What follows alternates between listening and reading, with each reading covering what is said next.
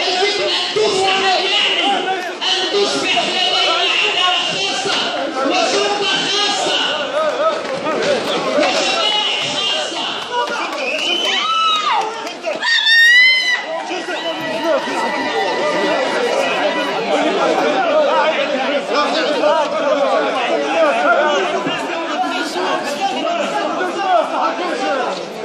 وزد عون